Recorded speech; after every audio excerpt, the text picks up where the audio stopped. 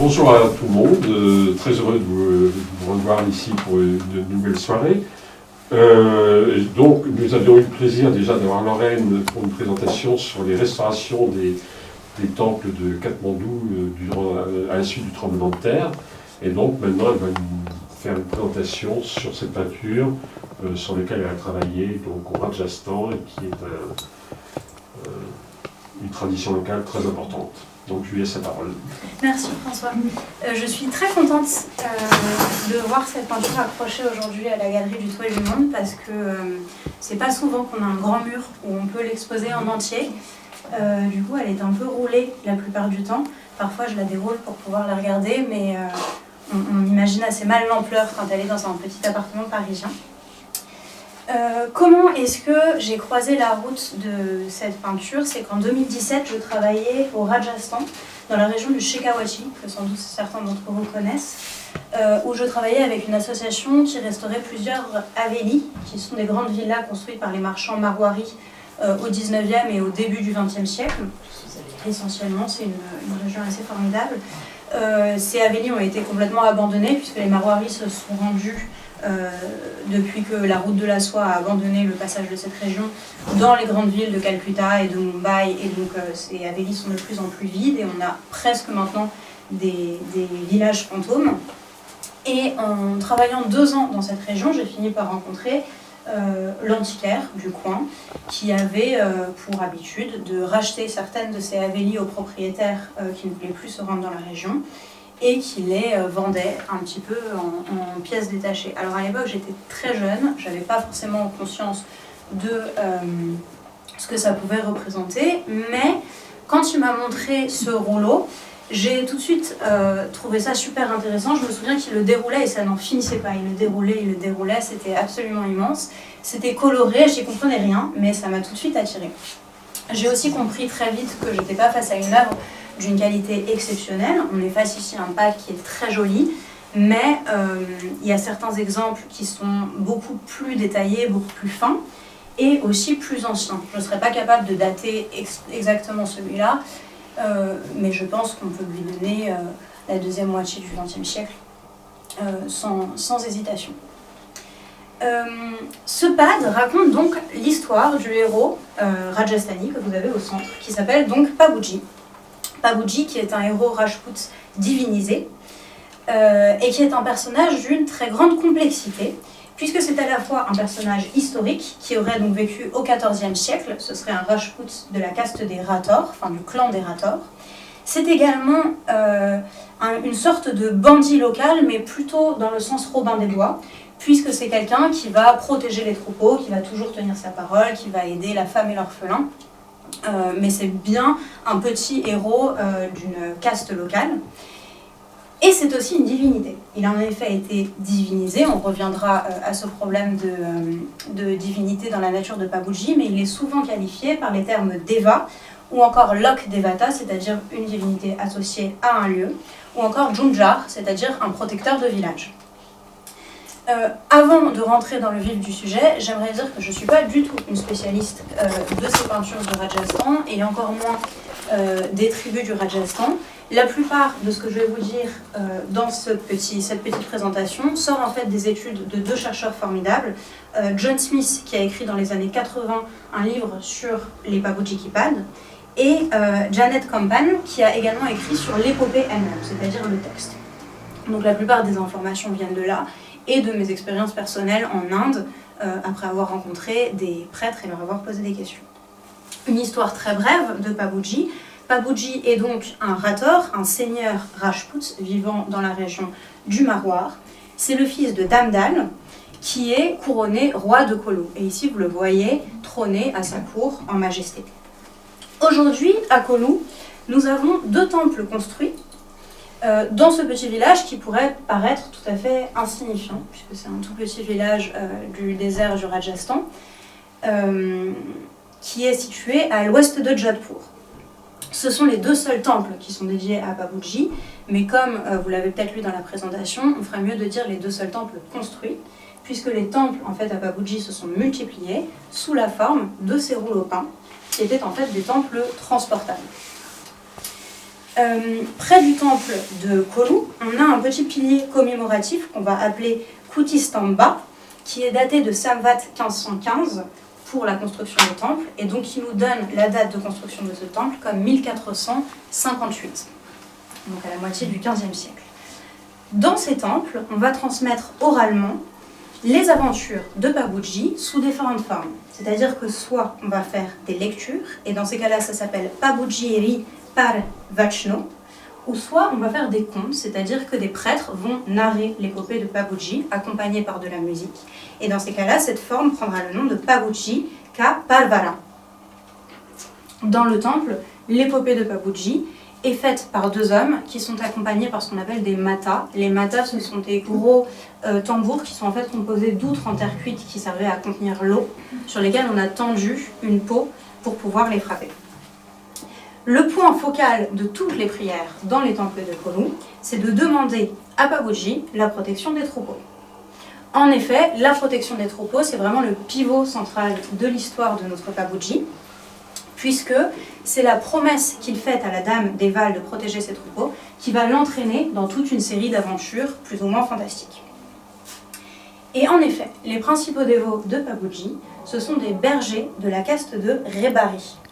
La caste des Rebari, ce sont des bergers nomades, c'est-à-dire qu'ils vont de village en village comme leur demande leur fonction, puisqu'ils doivent chercher pour leurs troupeaux sans cesse de nouvelles pâtures. Et c'est donc comme ça que s'est développé pour accompagner ces bergers un culte qui est un culte nomade et qui va aller chercher eux-mêmes les dévots, puisque les dévots ne peuvent pas se retrouver au temple en toute occasion. C'est le culte de Babuji qui va les suivre. Le culte est transporté par des prêtres qu'on appelle les Bopos. Les Bopos qui appartiennent à la caste Nayak, que vous connaissez peut-être, c'est une caste basse, ce qu'on appelle les scheduled classes du Rajasthan. Et ce sont les Bopos qui transportent ces rouleaux peints, enroulés sous leurs aisselles, sous leurs bras, de village en village, pour raconter l'épopée de Babuji. Le Bopo est accompagné par son épouse, qu'on appelle la Bopi.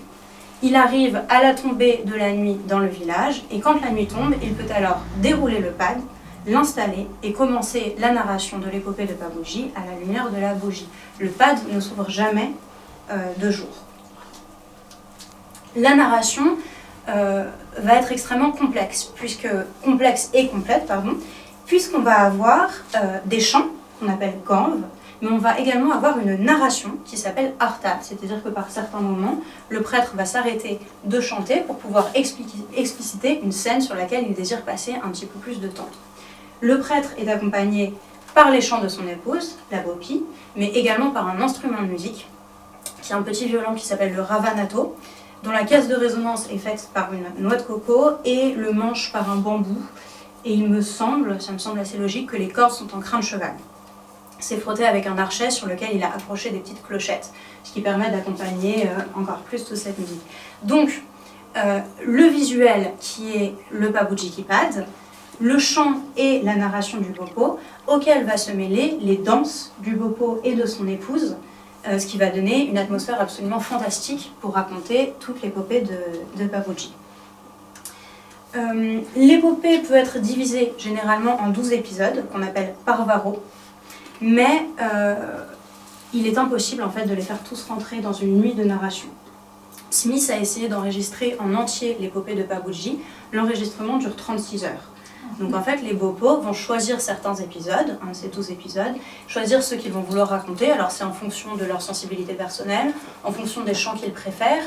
La plupart du temps, ils laissent tomber la fin de l'épopée. Je ne vais pas vous raconter tout de suite, parce que sinon vous sauriez la fin de l'histoire avant même de l'avoir commencé.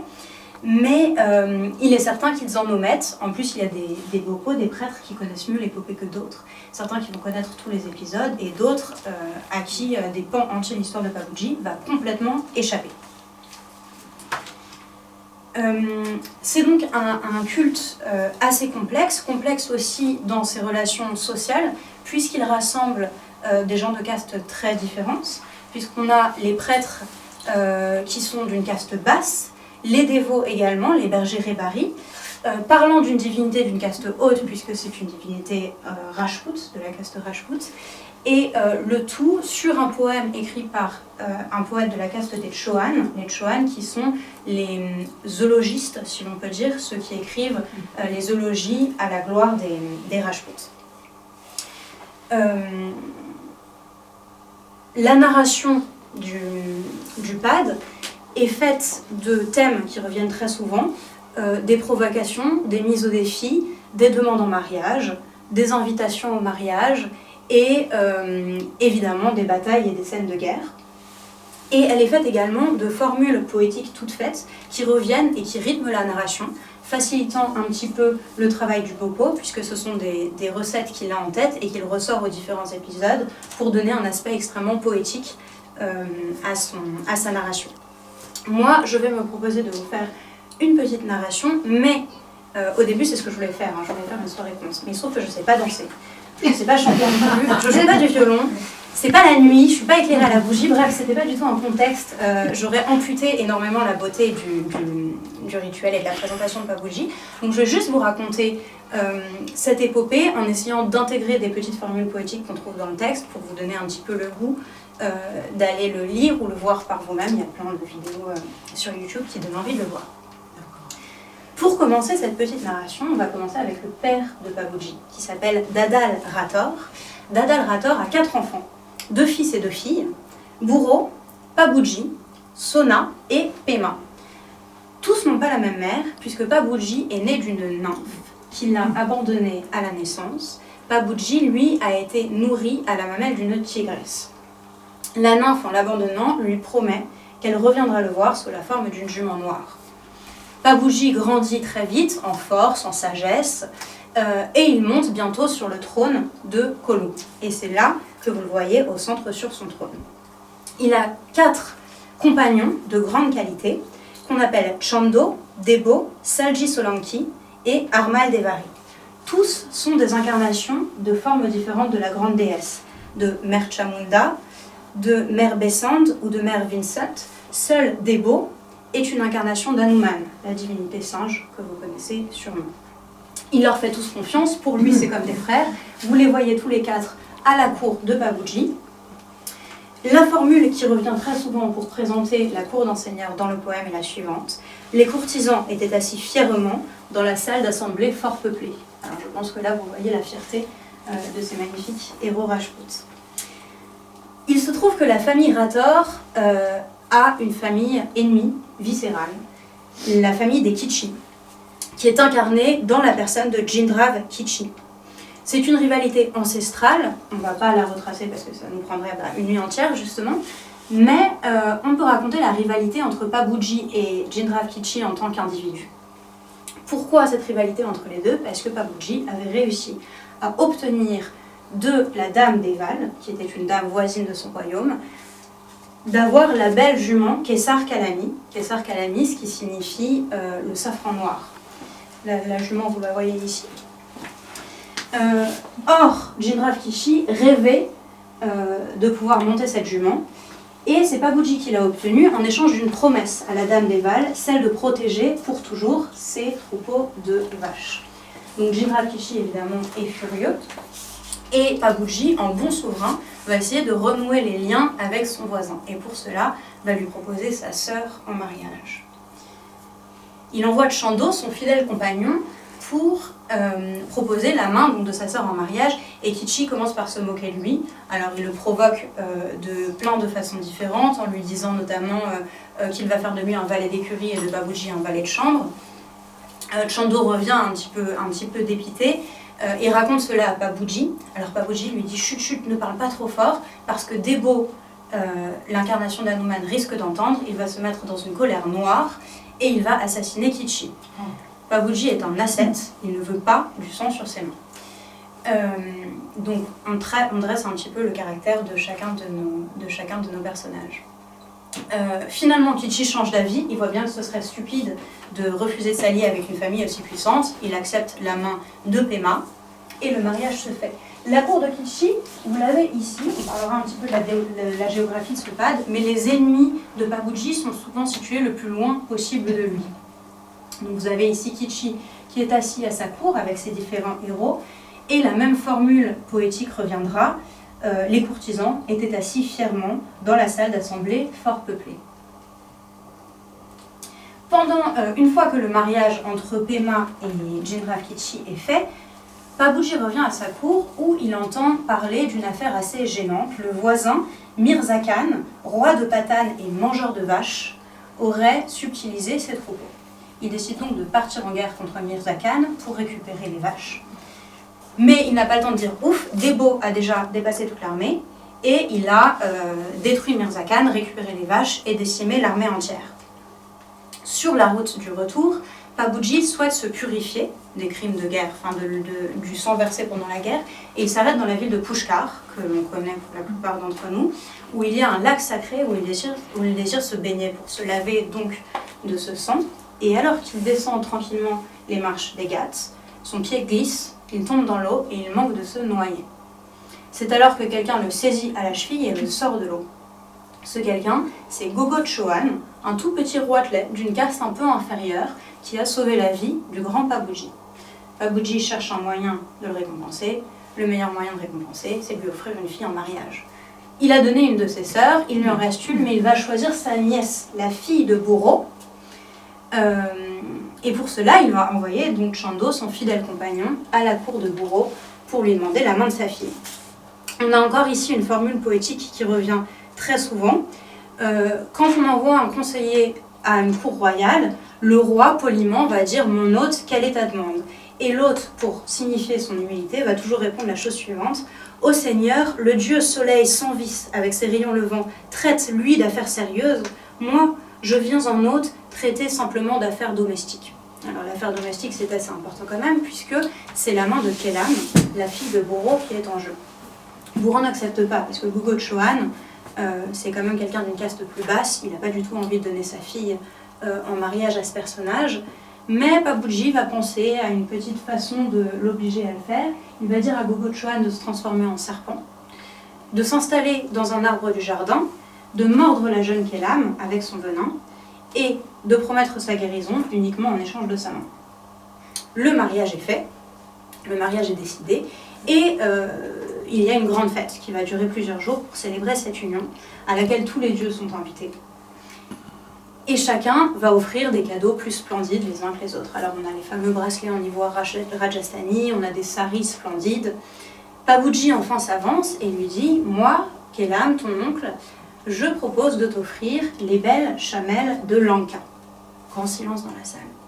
Les chamelles, on n'en a jamais vu au Rajasthan. Personne ne sait ce que c'est. C'est un animal qui n'existe pas. Tout le monde pense que c'est un mythe, qu'elle n'existe pas pour de vrai. Et puis Lanka, c'est tellement loin. C'est des kilomètres et des kilomètres d'ici. D'ailleurs, personne n'en est jamais revenu vivant. Il dit, dans 3 mois, tu auras les chamelles de Lanka. La cérémonie se termine. Babuji rentre chez lui, dans son royaume. Kelam reste seul dans le château et la cour de son nouveau mari, et ses belles-sœurs se moquent d'elle, beaucoup. Elles façonnent en terre cuite des tout petits chameaux qu'elles installent dans le jardin, et elles s'écrient pour rire oh, « Les chameaux de ton oncle mangent tout le jardin de ton mari, vite, il faut faire quelque chose, trouve-leur des nouveaux pâturages. » Alors évidemment, Kelam est très blessé. C'est son honneur qui est remis en jeu, parce qu'on lui parle d'un cadeau ridicule qu'on ne va jamais lui offrir. On a aussi une assez jolie formule qui parle du visage des personnes contrites. Le visage de Kelam était comme un lotus fermé, comme un petit bouton de lotus fermé. Elle fait donc envoyer une lettre à son oncle en lui disant c'est insupportable, soit tu apportes les chameaux, soit je me perce le cœur avec un couteau. Un petit peu radical, mais... Babuji évidemment réagit et il décide de demander à Armal Devasi, un de ses 4 compagnons, d'aller explorer Lanka pour voir si les chamelles sont vraiment là et s'il y a un moyen de les rapporter. Le problème, c'est qu'Armal Devasi, c'est un guerrier connu. S'il arrive à Lanka, tout le monde le reconnaîtra, il sera fait prisonnier. Il décide donc de se déguiser et il va prendre un déguisement tout à fait particulier puisque ce sera un déguisement d'ascète. Alors là, je ne sais pas si vous allez voir parce qu'il est caché derrière les... Mais vous voyez qu'il s'est enduit le corps de cendre, c'est pour ça qu'il a la peau sombre, en tant que le bon ascète. Il se débarrasse de ses beaux vêtements de cour, il ne garde que la dhoti de l'ascète, et il part pour Lanka. Il se retrouve face à la mer. Vous voyez là-bas que la mer est bien séparée de la cour de Babuji et du Rajasthan.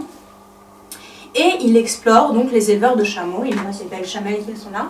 Il revient à la cour de Babuji en lui disant les chamelles existent bien, elles sont bien protégées. Je ne sais pas comment tu comptes t'y prendre pour les rapporter, mais en tout cas elles sont là-bas. Babuji part avec toute sa cour à Lanka.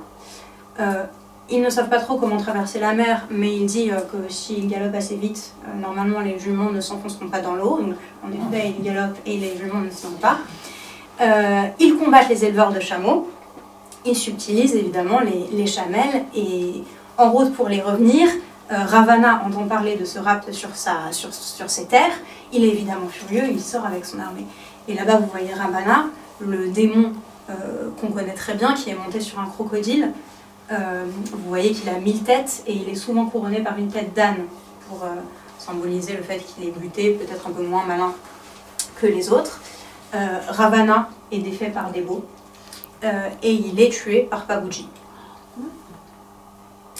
Sur la route du retour avec les chamelles, Babuji, fatigué, décide de s'arrêter dans les jardins du royaume d'Umarkot.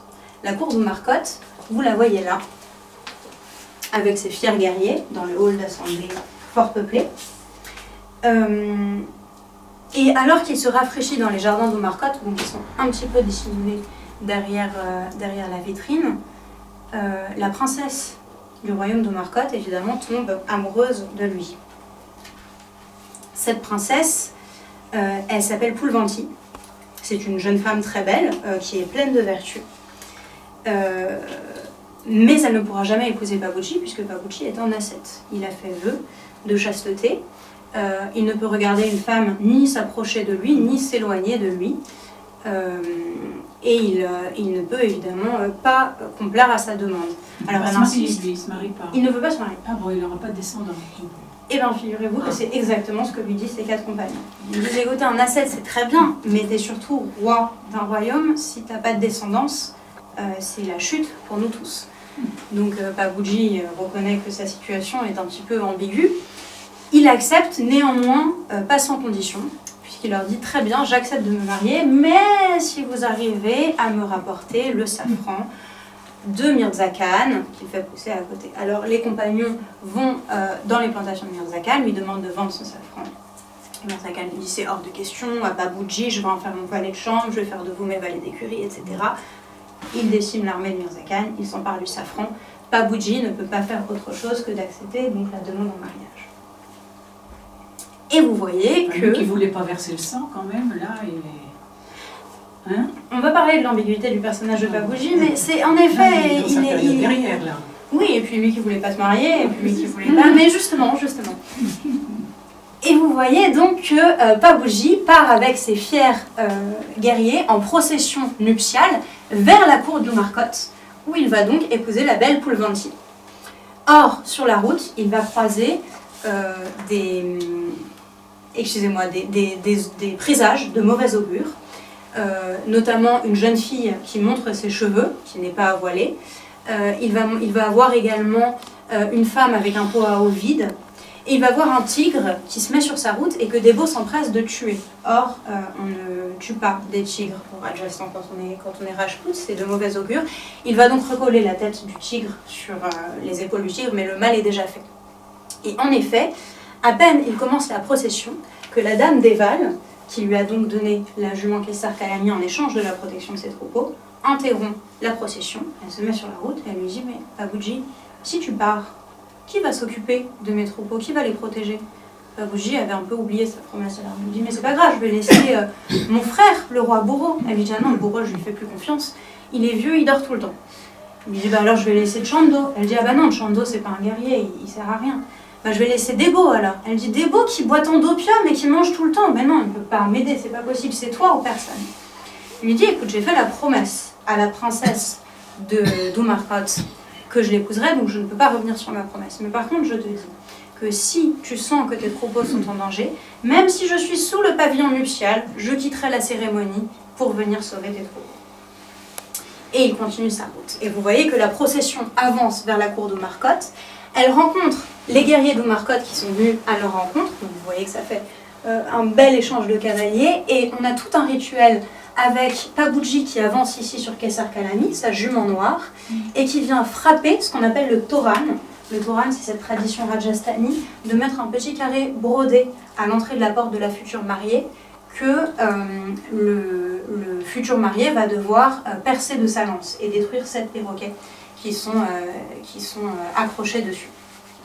Donc il rentre dans la cour d'Oumarkot et vous voyez ici derrière que le mariage est en train de prendre lieu. Ils ont la main dans la main. Le rituel commence. Vous connaissez peut-être le mariage hindou. On noue le voile de la femme à la robe de l'époux et ils doivent faire des circumambulations autour d'un feu. Donc c'est 3 circumambulations guidées par le mari, puis 4 guidées par l'épouse. Ils font les 3 premières circumambulations et là arrive un oiseau qui n'est autre que la dame Deval, incarnée sous la forme d'un avatar, et qui lui dit « Kichi a volé mes troupeaux ». Pabuji dit donc au prêtre « dénoue ces liens ». Il dénoue ces liens immédiatement, le prêtre refuse, on est au milieu de la cérémonie, il ne peut pas faire ça. Il sort son épée et il coupe son manteau. Il monte sur sa jument et suivi de son armée, il repart vers la cour de la dame Deval pour savoir ce qui s'est passé et pour savoir s'il peut sauver ses troupeaux. On voit donc Pabuji qui repart dans l'autre sens et qui rentre chez lui. Et il va évidemment se mettre immédiatement à la poursuite de Kichi et des troupeaux. Il va les rattraper, mais ce sera malheureusement un petit peu trop tard. Pourquoi? Parce qu'il avait essayé de tenir ce scandale secret de Debo, puisqu'il ne voulait pas que Debo tue Kichi dans un accès de colère. Debo se réveille, il avait bu un peu trop d'opium au mariage, il dit « mais où est passé toutes mes troupes ?» On lui raconte ce qui s'est passé, du coup il se met à courir en espérant rattraper l'armée à temps. Autour de lui planent des vautours qui sentent que quelque chose est en train de se passer. Il dit aux vautours attendez, je vais vous rassasier avec l'armée Kichi, attendez, attendez. Il ne court pas assez vite, son cheval ne court pas assez vite, il n'arrive pas à les rattraper, donc il met pied à terre, il prend son cheval sous son bras et il se remet à courir pour aller beaucoup plus vite et pour dépasser l'armée. Mais les vautours continuent d'insister. Ils disent qu'ils ont faim. Debo, au grand cœur, décide donc de s'ouvrir le ventre, de donner ses entrailles aux vautours et de refermer le ventre. Il continue de courir, il dépasse l'armée de Pabuji qui n'entend qu'un tremblement de terre le dépasser et il détruit l'armée entière des Kichi en ne laissant que Kichi vivant et en sauvant donc les troupeaux. Pabuji arrive sur place, il voit l'armée détruite, il voit Debo qui est allongé par terre, il lui dit qu'est-ce qui s'est passé. Debo lui montre ses entrailles vides, il lui dit j'ai nourri les vautours et maintenant je pars. Et c'est la mort de son compagnon Debo. Pabuji rend le troupeau de vaches à la dame Deval, qui est tout à fait ravie, mais Kichi ne l'entend pas de cette façon et il va décider de se venger. Il va demander à son oncle l'aide de son armée et décide de marcher sur Kolu. Toute l'armée de Kichi, tous les ennemis, tous ceux que Pabuji a pu blesser, se sont rassemblés pour marcher sur sa capitale. Et c'est en fait un carnage terrible. L'armée de Pabuji est complètement décimée. Vous voyez ici le combat entre des éléphants, entre les armées de Kichi, de l'oncle de Kichi et les armées de Pabuji. Et Pabuji tout d'un coup se retrouve face à face avec Kichi. Il ne veut pas le frapper. Pabuji ne veut pas faire couler du sang. Il a une épée, Kichi n'a qu'un fouet. Il lui dit échangeons nos armes parce que tu ne peux pas me frapper avec ton fouet. Kichi n'arrive pas à le frapper, c'est finalement Pabuji qui se laisse attraper. Et alors que l'épée de Kichi touche Pabuji, un palanquin descend du ciel et l'emporte au firmament. Toute l'armée de Pabuji est décimée, il ne reste plus rien du clan d'Erator. Les épouses, dans leurs différents palais, entendent parler de cette défaite par différents présages. L'une voit le turban de son époux apporté chez elle par un messager, elle sait très bien ce que ça veut dire. L'autre l'entend dans un rêve. Elles décident tout ensemble de commettre la sati, c'est-à-dire de se brûler vif sur un bûcher pour ne pas survivre à la mort de leurs époux. Mais l'une de ces femmes, l'épouse de Buro, était enceinte d'un petit enfant. On ne fait pas mourir un enfant dans la sati. Elle décide donc de s'ouvrir le ventre, de sortir l'enfant et de le donner à une sage-femme. Cet enfant, c'est une autre épopée, je ne vais pas vous la raconter aujourd'hui, mais ce sera lui qui signera la fin d'Eikichi et qui vengera son oncle. Et la fiancée, alors qu'est-ce qu'elle est devenue? Oui. Elle a commis la Sachi avec les autres, elle les a rejoints à la cour de Kolu, parce qu'elle était considérée comme mariée. Alors ça, on va revenir dessus, mais les 3 circumambulations étant faites par un homme, on avait le mariage qui était fait, les 4 circumambulations de la femme servent à installer le mari dans la demeure de la femme. Donc le mariage était fait, mais pas consommé. D'accord. Donc la triste fin de Babuji, mais vous verrez qu'en fait Babuji évidemment n'est pas mort. Il a été emporté par un palanquin au ciel et son destin est ailleurs. Je pense que je n'ai rien oublié de la narration. Alors vous voyez qu'on a une narration extrêmement complexe qui prend différentes formes puisqu'elle a été tantôt chantée, tantôt narrée, beaucoup montrée sur le pad. Alors moi il se trouve que j'ai un pad qui a un petit peu moins de détails que d'autres, mais on trouve quand même pas mal de ces épisodes qui sont bien représentés. Et parlons un petit peu de la méthode de narration qui est ici. La méthode de narration employée, c'est celle de la narration continue, qu'on trouve assez souvent en Inde, c'est-à-dire qu'on va trouver les mêmes personnages qui sont représentés plusieurs fois sur un même espace pour pouvoir raconter différents épisodes d'une même histoire. C'est quelque chose qui est assez connu en Inde. On l'a sur les Patachitra en Orissa. On l'a aussi sur les Cherial qui sont les rouleaux peints d'Andhra Pradesh, dont vous me parliez, je pense, plutôt. On l'a également sur les peintures murales d'Ajanta, pour avoir une tradition qui revient à des époques beaucoup plus lointaines. La logique d'organisation du pad est très intéressante, puisqu'elle n'est pas chronologique, comme pourrait l'être une bande dessinée, un épisode après l'autre. Elle est en fait géographique. On va avoir des scènes qui sont séparées dans le temps, mais qui sont concentrées dans un seul et même endroit. Par exemple, alors là on est derrière la vitrine, mais le mariage de Kelam, donc la nièce de Babuji avec Gogo Chouan, va être représenté au même endroit que le refus de Bourreau, que le refus de Bourreau de venir aider Deval, et va être également représenté au même endroit que le messager qui apporte le turban de Bourreau qui est mort à la guerre. Ces 3 épisodes qui sont à différents moments de la narration, au début, au milieu et à la fin, mais ils sont tous représentés à la cour de Bourreau, puisqu'ils se concentrent dans un lieu géographique. Au contraire, on va avoir des épisodes qui se passent juste les uns après les autres, mais qui sont représentés à 2 endroits tout à fait différents sur le pad, parce qu'ils sont dans des lieux géographiques très différents. Par exemple, la guerre du safran contre Mirza Khan est représentée très très loin de l'épisode où Gogo sauve Babuji du lac de Pushkar, des eaux du lac de Pushkar. Quoi qu'il en soit, le Bopo va toujours revenir à la scène centrale, puisque c'est autour d'elle que gravite toute l'organisation, et tout est organisé donc autour de la cour de Kolu. Vous voyez qu'au centre, en taille héroïque, on a Babuji. Autour, on va avoir les cours des différents mariages, la cour d'Umarkot. Ici, on a la cour de Bourreau, le frère de Babuji, qui ne se réveille jamais, c'est pour ça que Deval ne lui fait pas confiance. Et aux grandes extrémités, on va avoir les ennemis, donc les Kichi et le démon Ravana et ses armées. Donc le pad, la narration du pad, répond à plusieurs critères. Il est directionnel, il est composé de scènes historiées, il y a ce qu'on peut qualifier d'horreur du vide, même si je sais que ce terme normalement n'est pas utilisé par les scientifiques, mais l'espace est élastique, c'est-à-dire qu'il se grandit et se réduit à volonté. Vous voyez que la mer s'est tout à coup réduite à une toute petite rivière.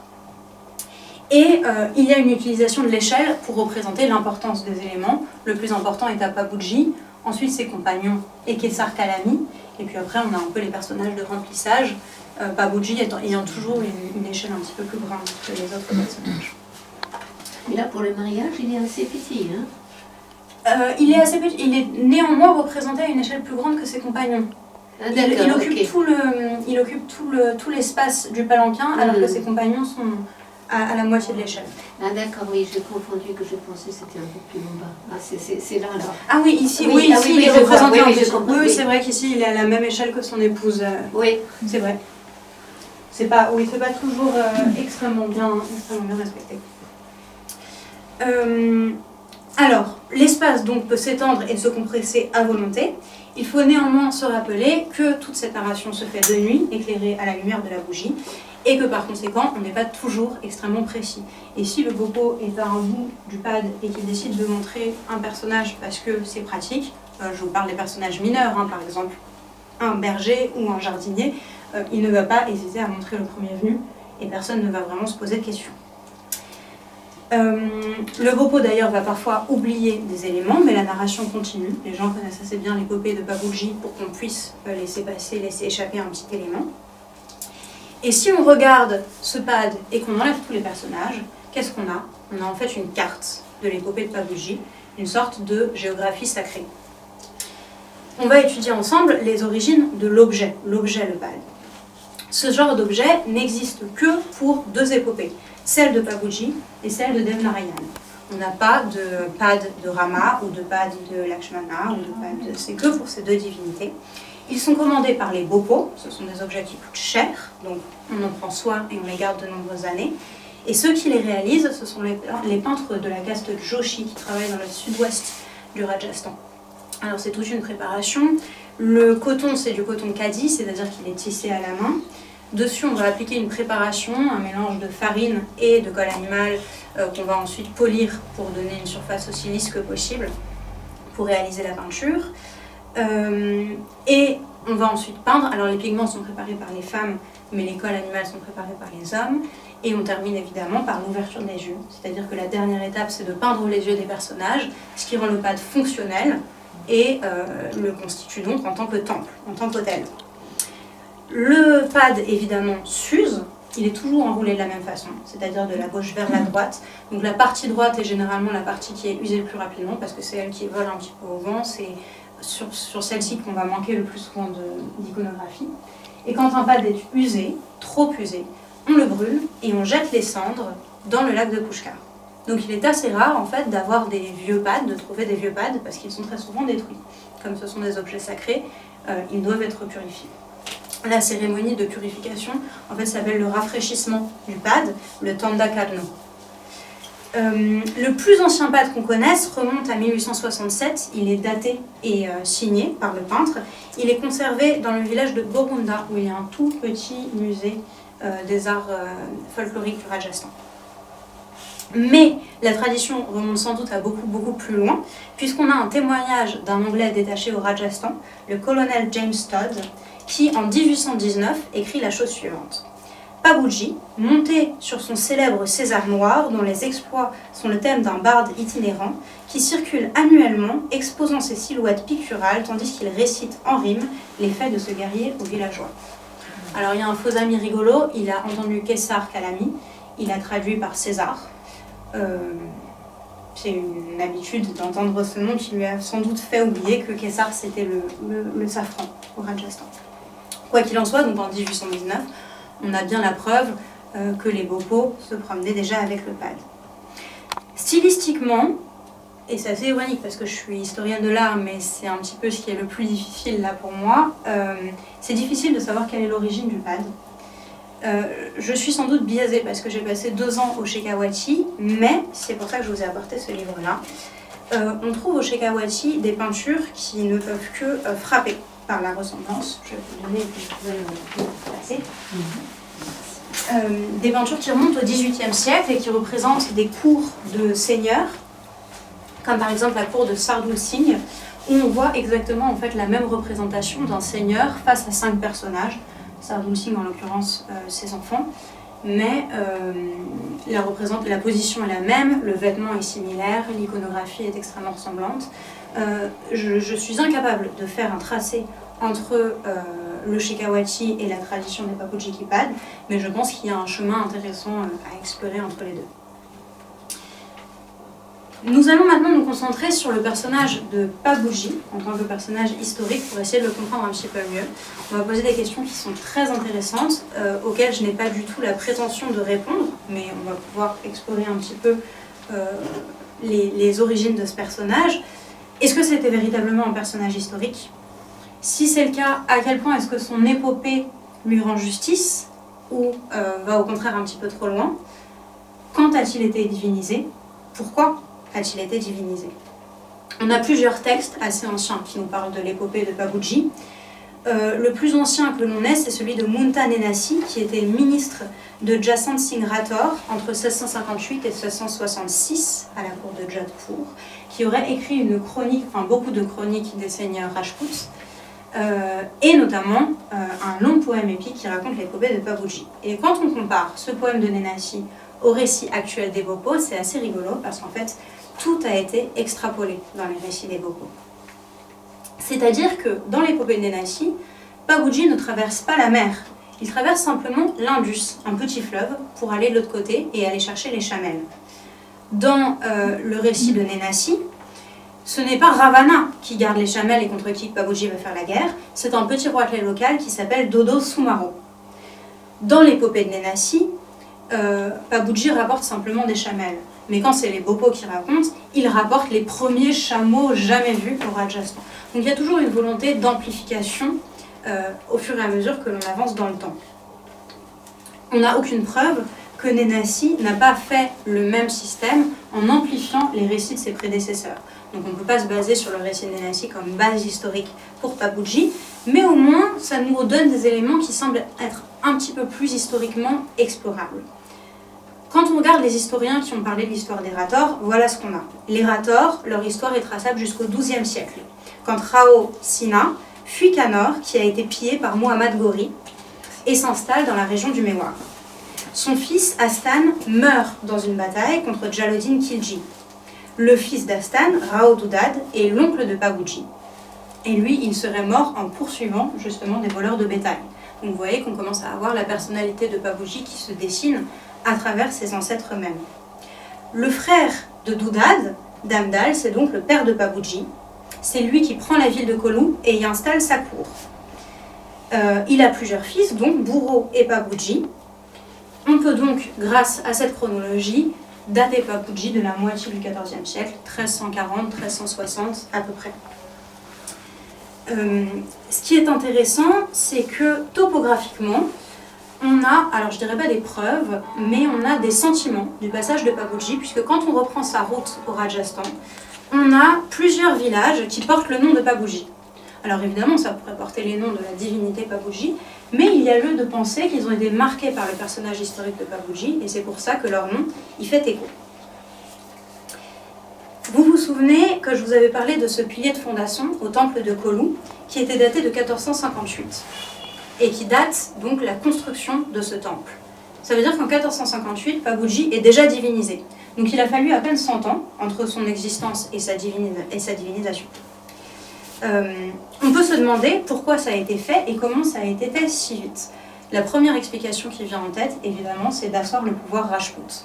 Alors je ne dis pas que c'était une volonté d'un Bhopo qui un jour a décidé de transformer un petit peu les poupées en faisant un dieu, mais on peut penser que toute évolution a un but et que doucement, les Rathores ont cherché à asseoir leur pouvoir et à le consolider en cherchant dans leurs ancêtres quelqu'un qui pourrait avoir la carrure d'un dieu et donc leur donner plus de légitimité et plus de pouvoir. Ainsi, d'un petit roitelet local, on a fait un héros typique du Rajasthan médiéval, c'est-à-dire que c'est un ascète qui sauve des troupeaux, et puis d'un héros, on en a fait une véritable divinité. D'ailleurs, ce qui est rigolo, c'est que pour le rendre encore plus puissant, on va le confronter à des personnages historiques ou des divinités qui sont chronologiquement tout à fait anachroniques. Par exemple, on va utiliser le personnage de Gogod Chauhan, celui qui le sauve en le sortant du lac de Pushkar. Or, historiquement, Gogod Chauhan serait plutôt contemporain de Mahmoud de Ghazni. Mahmoud de Ghazni, c'est le tournant du Xe siècle, 998-1030. Donc 2 siècles avant Babuji. On va le mettre en parallèle avec ce personnage pour lui donner pour l'asseoir historiquement, alors que chronologiquement, ça ne se tient pas du tout. Ce qui est amusant par ailleurs, c'est que Babuji, dans des mythes postérieurs, va être utilisé exactement de la même façon. On va s'amuser à le déplacer historiquement d'une période à l'autre pour le confronter à des divinités qu'on voudra aussi asseoir. C'est le cas également justement de Lanka, qui a été complètement transformé. Alors Lanka, en fait, ce serait un village qui s'appellerait Sailo Lanka, de l'autre côté de l'Indus, donc à l'ouest de l'Indus par rapport au Rajasthan. Et ce village, il y a des traces historiques qui peuvent nous laisser penser que c'était bien là qu'étaient les chamelles et c'est bien là qu'est allé Babuji, puisqu'il y a un village qui s'appelle Tata, qui aurait été occupée par les Soumaro, donc la dynastie auquel Babuji a volé les chamelles. Et tout près du village de Tata, il y a un autre village qui s'appelle God Soumaro. Donc on a bien la preuve que cette dynastie existait à cette époque à l'ouest du Rajasthan. Je vous rappelle que dans le champ des Bhopaux, je m'y perds un peu, excusez-moi, dans le champ des Bhopaux, c'est Ravana qui possède les chameaux, mais dans l'épopée écrite qui est conservée encore aujourd'hui au temple de Babuji et qui date du XVIIe siècle, ce sont les Soumaro qui sont volés des chamelles par Babuji. On accepte donc assez volontiers l'historicité de Babuji et l'amplitude de ses aventures, que lui a donné un petit peu le temps et les Bhopaux, c'est tout simplement une route à prendre à rebours pour retrouver son historicité. Maintenant, avant de terminer la présentation de Babuji, j'aimerais juste parler d'une dernière dimension, beaucoup plus vaste, qui existe dans ce pad, qui est une dimension en fait absolument cosmique. C'est-à-dire que dans ce tout petit rouleau que vous voyez là, on a toute la loi dharmique, l'équilibre du bien et du mal, qui lutte et qui se fait la guerre. En effet, je vous rappelle que Babuji, c'est un avatar de Lakshman. Lakshman, vous connaissez, c'est le frère de Rama, le héros de l'épopée du Ramayana. Rama et Lakshman ont été évincés de leur trône, ils ont dû partir en exil avec l'épouse de Rama qui s'appelait Sita. Or, le démon Ravana va capturer Sita et l'emmener dans son palais. Évidemment, Rama va essayer de voler son épouse, de récupérer son épouse, mais ce n'est pas lui qui va tuer Ravana, c'est Lakshman. Lakshman va donc tuer quelqu'un qui ne lui avait fait aucun mal, puisque Ravana avait fait du mal simplement à Rama en lui volant son épouse. Et donc Ravana va maudire Lakshman en lui disant « tu m'as tué alors que je ne t'avais pas fait du mal, Rama aurait une bonne raison de me tuer, mais pas toi. Et donc je reviendrai pour te tuer. » Et là vous voyez qu'on a l'actualisation d'un mythe sanskrit extrêmement ancien, puisque Babuji et Lakshman qui revient sous la forme de ce héros du Rajasthan, Ravana revient, lui, sous la forme de Soumaro ou de Ravana lui-même, du héros Kichi, pardon, et Babuji se laisse tuer par Kichi pour que l'équilibre soit accompli. C'est pour ça que Babuji a refusé de laisser Debo tuer Kichi ou a refusé de frapper Kichi, c'est pour que l'équilibre entre les deux mythes soit rendu. Vous allez me dire, c'est un petit peu bizarre, il y a une incohérence, ça veut dire qu'il tue 2 fois Ravana, parce qu'il doit tuer une fois Ravana à Lanka, et il va retuer Kichi après. En fait, tous les Bhopaux s'accordent pour dire que Ravana est une pure et simple invention qui a été ajoutée plus tard et qu'il n'a jamais tué Ravana, que c'est juste une image, et que donc l'épée de Babuji n'a aucun sang qui a été causé par Babuji lui-même. Donc Babuji s'est bien laissé tuer par Kichi pour rétablir l'équilibre du meurtre qu'il avait fait dans une expérience précédente. Donc on a bien l'ordre cosmique du Dharma qui s'intègre à ce rouleau de Babuji et qui est en fait un conflit cosmique. Ça fait donc de notre Babuji un héros extrêmement ambigu qui ne veut tuer personne mais qui combat sans cesse, qui veut rester ascétique mais qui pourtant épouse une princesse. C'est bien un dilemme qui existe dans toutes les épopées sanskrites qui est un équilibre entre 2 notions, la notion de Dharva, la force des dieux, et la notion de Purusha, la force des hommes, qui viennent sans cesse rentrer en conflit. Est-ce qu'on est là pour accomplir notre destin d'homme ou est-ce qu'on est là pour respecter la loi cosmique du Dharma? C'est un conflit qui existe toujours, hein. Vous l'avez dans le Ramayana. Rama, lui, va accepter son sort de l'exil avec beaucoup de résolution, alors que Lakshman va lutter avec beaucoup plus de force contre ce destin. On l'a aussi dans le Mahabharata, entre Yudhishthira et Bhima, le frère très sage et le frère qui refuse un peu plus son sort. Et là, ce qui est intéressant, c'est qu'on l'a dans Babuji, qui lutte lui-même contre son destin, mais on l'a aussi dans 2 de ses compagnons qui incarnent les 2 faces de la même pièce, Chando et Buro. Chando, c'est celui qui va toujours se soumettre en acceptant la volonté de son maître. Il va être l'envoyé quand il s'agit de demander les jeunes filles en mariage. Buro, c'est celui qui refuse toujours le sort, qui va toujours aller plus vite, aller plus loin, mettre au défi les gens, relever, tuer, etc. Et donc on a bien dans les compagnons de Babuji sa personnalité qui est divisée en 2 faces d'une même partie. Et c'est pour ça qu'intervient la dame Deval, celle qui lui apporte Kesar Kalami, parce que la dame Deval, c'est celle qui va aider Babuji dans sa quête et qui va engranger à chaque fois le moment où il hésite, elle va guider Baboudji vers la bonne solution. Ainsi, par exemple, alors qu'il allait mener une vie tranquille de marié dans la cour d'Oumarkot avec sa chère épouse, c'est elle qui intervient pour lui dire « Mais non, ton sort ne s'arrête pas là, tu dois rester près de Kishi et tu dois intervenir. » Et c'est elle qui l'emmène à la mort. En fait, la Dame des Vals, c'est l'incarnation de la grande déesse qui contrôle l'équilibre cosmique et qui est bien au-dessus de Baboudji et de toutes ces divinités d'ordre local. Il y a évidemment encore énormément de mystères autour de Baboudji qui ne seront sans doute jamais résolus. On ne sait pas d'ailleurs pour combien de temps cette tradition va survivre, puisque depuis les années 70, le nombre de gopos a drastiquement chuté. La première coupable étant sans doute la télévision, qui s'est installée dans les foyers électriques des hindous, et le mythe de Baboudji et les mythes, tous les grands mythes indiens s'adaptent très très bien à la télévision, vous en avez peut-être vu un ou deux. Cependant, je pense que l'on n'a rien à craindre pour notre Dieu, qui saura toujours revenir sous une forme adéquate quand la nécessité se présentera. Voilà. Bon. Merci. Merci.